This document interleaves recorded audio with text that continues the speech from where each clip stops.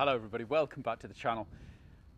The question today is, can statistical data help your game? I believe it can, and I want to show you today a simple way to use a complicated system to improve your game.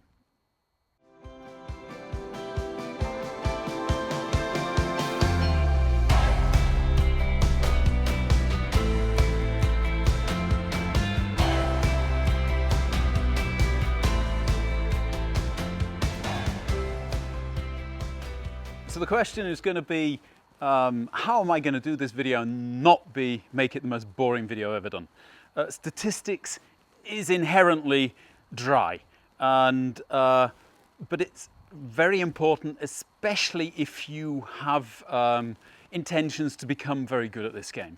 There's a reason that the golf professionals are all using strokes gained, and what I'm trying to do today is actually give you a simplified version of strokes gained for beginners. Now, if you don't know what strokes gained is, then I'm going to explain that to you. If you just want to know what the solution is, then I'm going to put a time code up here, and for you guys who want to just skip ahead and try it out, maybe if you think it's a good idea, you might skip back and find out what it's all about anyway.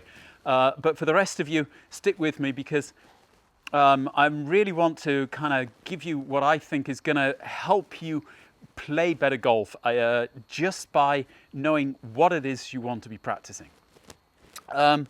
Before 2014, statistics in golf really didn't exist. The only thing we had were fairways hit, greens in regulation, and putts. And our game was really ruled by a saying, I think it was called, if you drive for show and you putt for dough. So that basically inherently said that putting's important, the rest is not really very important, and the trick is really to just be a good putter and you'll be a great golfer.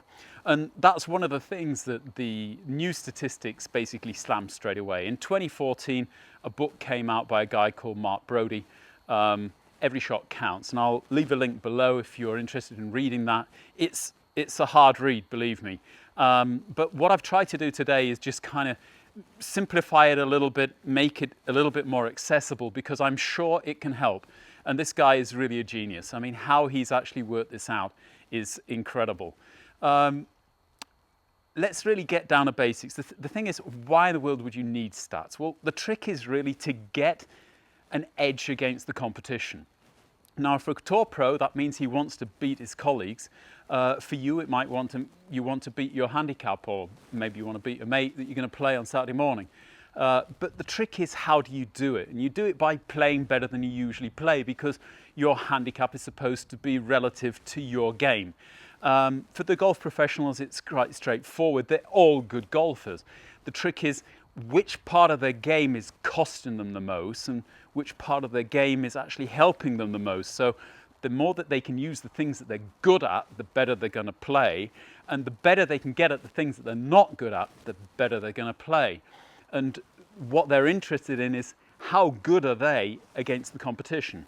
And although obviously that's something which is going to help a tour professional an awful lot, it can help a hobby golfer as well. And I'm going to show you how in just a moment.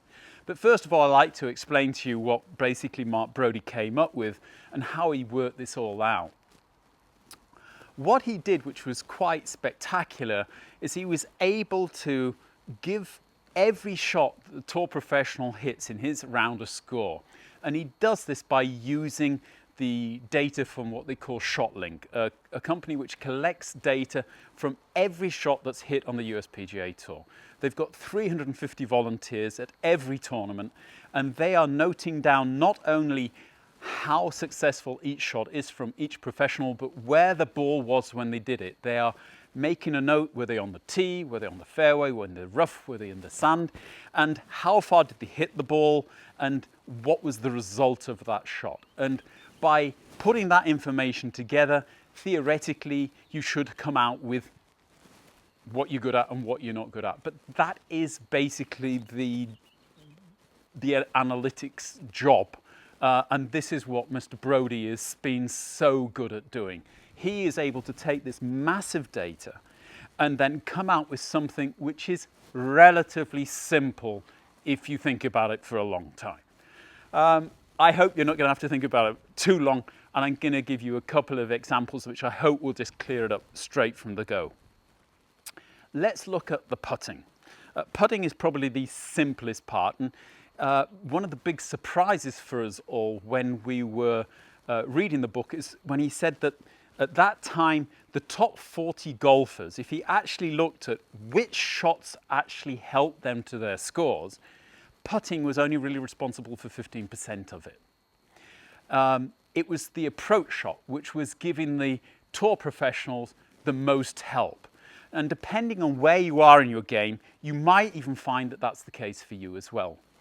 It did change, however, for winners. It seemed that when they were winning, the putt was helping them more. But you've got to remember that these guys are very good putters to start off with, and they're probably closer to one another in their putting ability than maybe they are in their approach game. And that could be a reason why there are discrepancies against what we thought were old kind of values, that the putting was really had more influence on the score than the rest of the game. But let's get back to it, because I don't want to waddle on about stuff which isn't important. First thing really is how do you work out statistically how many shots you're going to need for a given distance? You do it by basically analysing what the professionals do to start off with. So what they do is actually got statistics on the green every foot. So they would say from 1 foot, 2 foot, 3 foot, 4 foot, what's the percentage that they're going to hold it? For instance, from 3 foot, a tour professional will hold 96% of the putts. But that also means that they're missing 4 out of 100. That allows you to make a statistical analysis that the golf professional will take 1.04 putts from 3 feet. So every golf professional that holds a 3-foot putt on the tour is actually gaining 0.04 of a shot against the competition. Not much, but if you can take it, why not? Get to 5 foot gets more interesting. Strangely enough, and I was surprised by this when I first read it, the tour professionals only hold 77% of the putts that they hit from 5 foot. That means they're missing 23 in 100. And that also means then that on average, a tour professional takes 1.23 putts from 5 foot. So if he holds a 5-foot putt, he's just made up almost a quarter of a shot against the field. 8 foot away, they're hitting 50% into the hole. That means statistically, they're taking 1.5 shots from 8 foot. Every 3 shots, they're missing one. Yeah? So if they hold the 8-foot putt, they've gained half a shot against the field. So you can see how these things will accumulate over a round. And that again shows how important putting can be. But it's no different when you're a little bit further away from the hole. Go out to 30 yards. From 30 yards, a tour professional will take 2.5 shots to get into the hole. So it's not like you think that they're basically chipping and putting every time. 2.5, but somebody who does chip and putt or pitch and putt has just made up another half a shot against his colleagues. Go out to 80 yards and it's 2.7 shots. Go out to 100 yards and it's 2.8.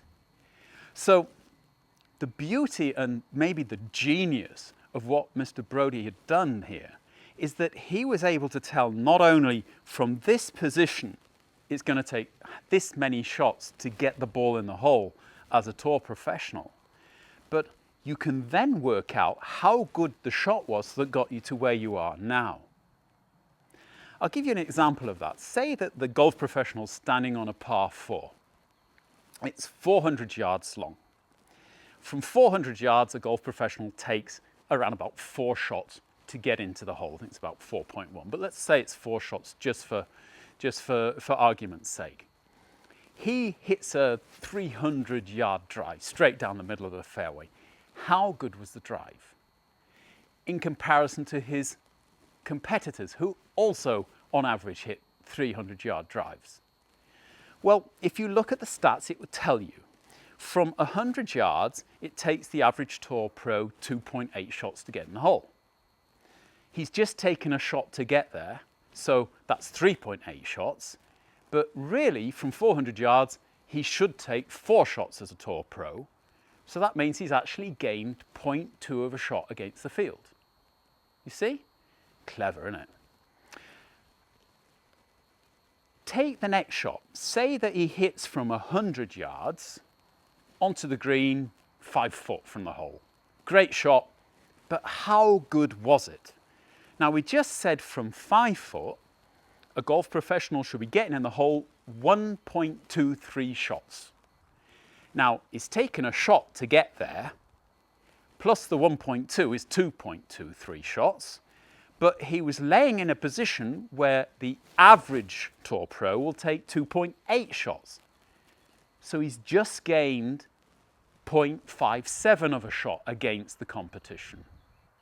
And of course, if he holds that 5-foot putt, he gains the 0.23 as well, and put that all together, and that's 1 shot. And that is strokes gained. So it not only says that if you play a birdie, you've played 1 shot better than the competition on average, it tells you what shot was responsible or more responsible for it. And sometimes you'll see some real wild things. There's some great examples in the book about holes that have been played. A great one by Jason Day where he's blasted it all over the planet, holed the putt, and basically the putt has brought him back into equilibrium with the rest of the field. And that is the great thing about golf. But the reason that we all need these statistics is basically so that when we go on the driving range, we know what we should be practicing. And I think in an awful lot of cases, we're just not doing that. Now, how does this help you? Well, first of all, what we've got to do is try to extrapolate the difference between a tour professional and an 18 handicapper. Unfortunately, he's done that to a certain extent in the book as well. If, for instance, we take the 3-foot putt where they're holing 96%, the amateur is holing 84%. If we go out to 30 yards where the Tour Pro is going 2.5 shots, the 18 handicapper is taking 2.9 shots. Out to 80 yards, and the 2.7 shots for the Pro is 3.4 shots for the 18 handicapper. And all I've done is extrapolated that and pulled it out so that we have almost like zones. So rather than saying that you have to know your exact distance to the hole, which is going to make collecting statistics very difficult, what I've done is I've kind of separated the hole into zones. So if you think of the hole as zones, the first zone is the first 5 foot away from the pin. The second zone is between 5 foot and 25 foot. And the third zone is kind of the rest of the green, probably between anywhere between 25 and 60 feet. Then if you're off the green, you're going to be around about 30 yards. So between kind of anything off the green and 100 yards from the green. And then 100 to 200, 200 to 300, and 300 to 400. And what I've done is I've given them all a stroke average for an 18 handicapper, so that you've got an idea what an 18 handicapper would be doing. So if you've got a worse handicapper than an 18 handicapper, you can work out more or less what you've got to do to get to 18. If you've got a better handicap, then you can probably work out from the score that I've given the 80 handicapper, more or less where you would lie relative to the golf professional that you also know. So the scores I've given these positions is for the short putt is 1.3, for the middle putt we're 175, for the long putt we're 2.3. When we get off the green, these kind of short shots into the green under 100 yards, we're looking at 3.4 shots to get into the hole. 4.1 in the 100 to 200 yard distance, 4.6 200 to 300 yard distance, and 5 shots anything over 300 yards. Again, this is all a bit kind of like this, and I'm sure if Mr. Brody watches this video, he's probably going to be pulling his hair out. But my idea is just to give you the simplest way of collecting the data, because that's the problem. You can, of course, go out and spend money at it. By throwing money at it, you can get yourself apps for your handy. The problem that you have with that is, first of all, your mobile isn't going to be able to tell you whether you've just hit a golf shot, so you're probably going to have to tell it every time you've just hit a golf club and which golf club it was, so that's probably going to slow down play a little bit. Also, if it's working off GPS, it won't be as precise as maybe it could be. There are better systems. There's Arcos and Garmin Approach. They're like buttons that you can, GPS buttons you can put on the end of your club. In fact, they're integrating them in the grips now. You can actually put grips on your clubs, but that is getting into some good money. So the idea would be, try this out. If this works for you, then maybe it's worth investing the money in that kind of a system. But even they are struggling a little bit with the putts because it's difficult for the club to register when it makes a putt that it's made a shot. So there you're going to have to interact with the app on your phone probably to be able to say, okay, I've just hit a long shot, a medium shot, or a short shot, in order to get the strokes gained information. But most of these apps and systems are working on this strokes gained basis. So how would that then work if we look at a typical hole for an 18 handicap golfer? Excuse me if I have to have a quick look at my notes here. But basically, say that you've got the same 400-yard hole as the golf professionals just played. But obviously you're not hitting it 300 yards down the middle. You've just hit it 200 yards down the middle. You're 199 yards away from the green. Yeah? That brings you into zone 5, I believe it is, which means that from where you're now lying, you should take 4.1 shots to get into the hole as an 18 handicapper. You, as an 18 handicapper, should take 5 shots for the hole because it's a par 4. You're an 18 handicapper, so you take a bogey average. So you should have taken 5 shots. It took you 1 shot to get to where you are, and it's going to take you 4.1 shots to get further. So actually, you haven't gained against your competitors at all. You have lost 0.1 shots against your competitors. Now, you can't take your driver from the fairway, and you've just hit your second shot. And the second shot has landed, let's say, 50 yards from the green. 150 shots, 150 yards, it's down the middle, but it's not on the green. How good was that shot? Now, you're into zone 4 there, and zone 4, we just said, was 3.4 shots.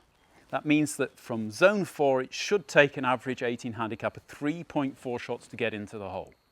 You've taken a shot to get there, yeah?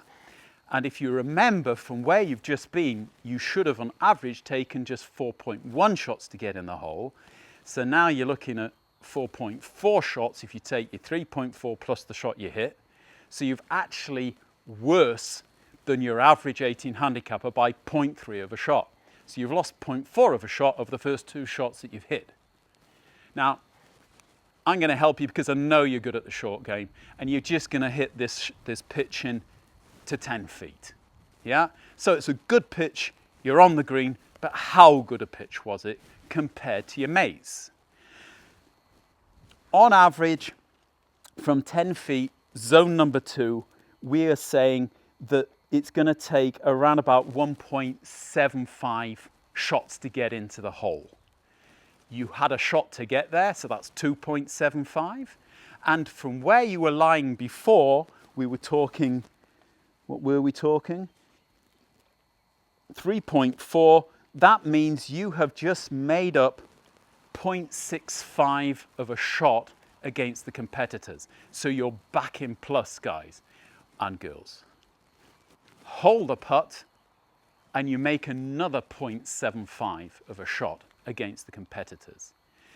Put that all together and it shows you that you're 1 shot better than an 18 handicapper the way you just played the hole in 4 shots rather than in 5. But it strips it down and tells you which shots actually made the difference. You might have thought you hit a good shot off the tee, but that's not the reason that you actually played the 4. Even your second shot didn't. Really, the big help was the approach shot, the chip or the pitch into the green that got you to 10 foot, and obviously holding the 10-foot putt is something which can give you a lot of advantage over the competition at 18 handicap. Now, obviously, in order to keep it simple, I've just done it for one handicap class. If you if you read the book and look at the stats there, you'll actually find a middle point. If you're really interested in this, drop me a comment below, and I'll see if I can't do the same kind of thing, put out a few kind of diagrams, what it would be like for maybe a 12 handicapper or an 8 handicapper, or even a higher handicap range. Hope it wasn't too boring, hope it wasn't too dry. As ever, if you did like the video, please hit the like button. Subscribe to us if you haven't done already.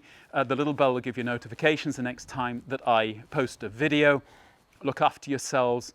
We'll see you all very shortly. Until then, goodbye.